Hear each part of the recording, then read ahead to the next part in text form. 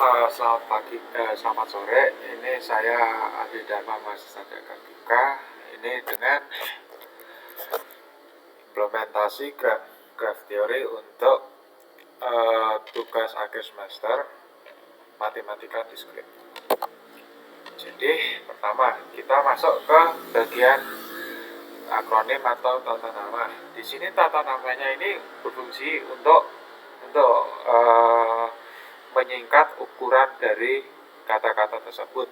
Di sini kita bisa melihat di sini ada KP itu dari Kali Taman, PCP itu Taman Pancasila, terus MCL itu Pemandian Muncul, MKA itu Museum Kereta Api Ambarawa, ada Umbul Songo itu yang air mancur di daerah mana itu ya di arah Kopeng.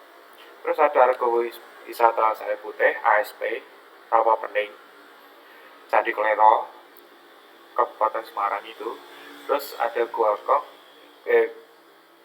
Guarong ini salah ketik, ini di daerah dekat Plogo.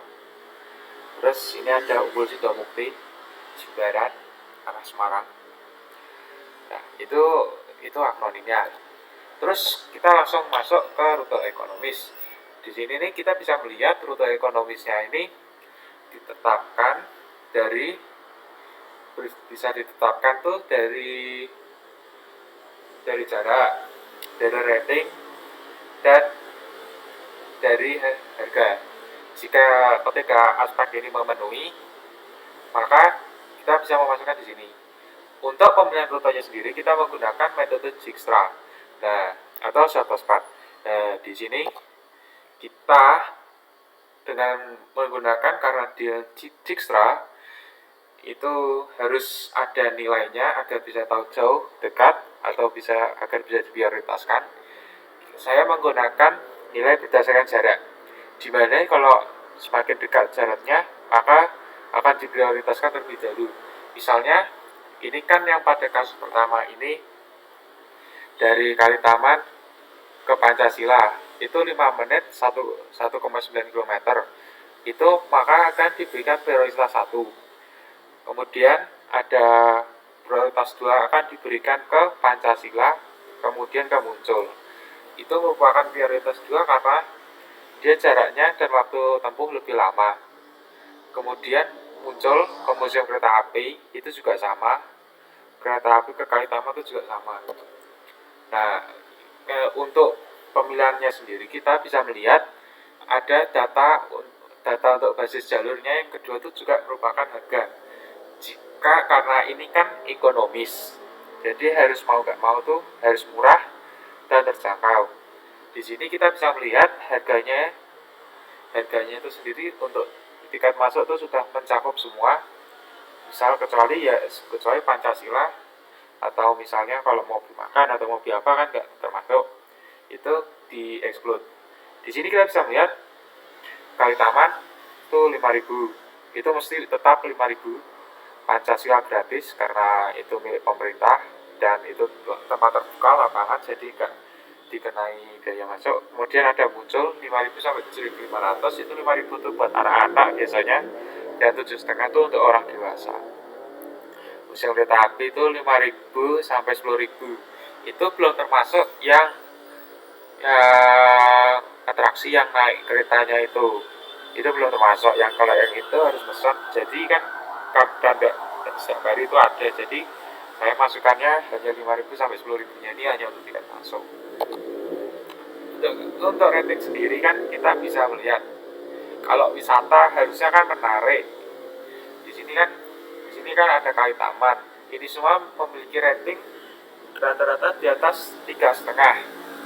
Kali Taman 4,3, Pancasila 4,4, Muncul 4,3, Museum Kereta Api 4,5.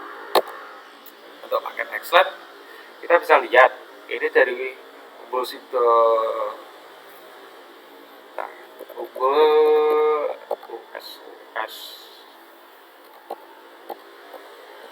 ini dari Umbul Songo, terus ke Argo Wisata Sari Putih. Di Sari Putih itu merupakan tempat edukasional. Kemudian di Rawa Pening. Rawapening. Untuk jarak, kenapa saya hanya masukkan 3? Karena ini sudah cukup lama dan target saya tuh untuk berusaha untuk travel time-nya tuh di bawah 2 jam. Jadi saya hanya bisa masukkan 3 tempat. Belum termasuk untuk arah pulang. Jadi kita bisa lihat di sini kan ada Umbul Songo ke ekowisata Saya Putih itu 27 menit atau 14 km 7,700 ya sekitar segitu. Dan kemudian ke Saya Putih terus ke Rawapening itu kan 1 jam 25. Sebenarnya masih bisa ditambahin, tapi saya rasa tuh udah cukup lah. Soalnya kan terpatok sama harga dan lain-lain, terutama untuk Saya Putih, karena untuk Saya Putihnya sendiri itu harganya tuh relatif, dan untuk yang hanya untuk sekali day trip itu biasanya 30.000 untuk sekali trip. Dan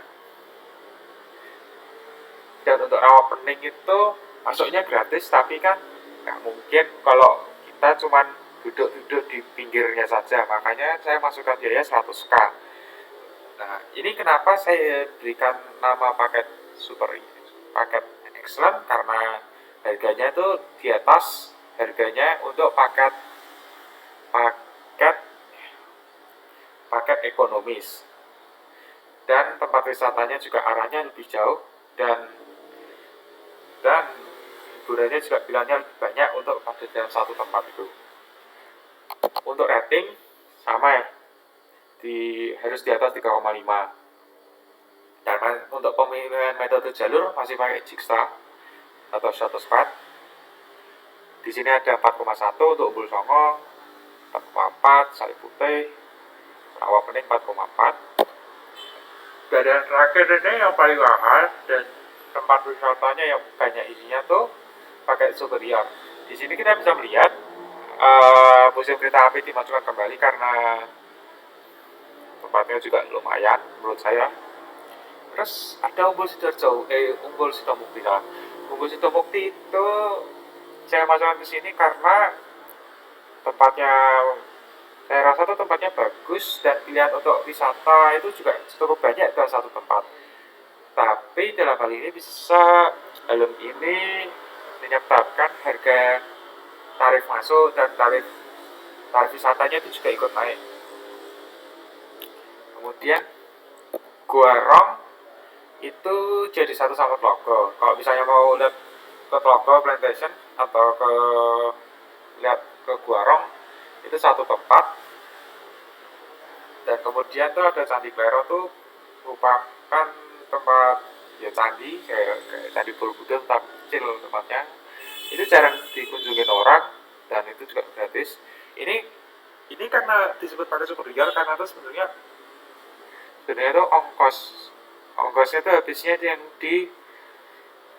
habisnya di Umbul Sidomukti. Untuk jarak sendiri, untuk habisnya ini kan di Umbul Sidomukti ini.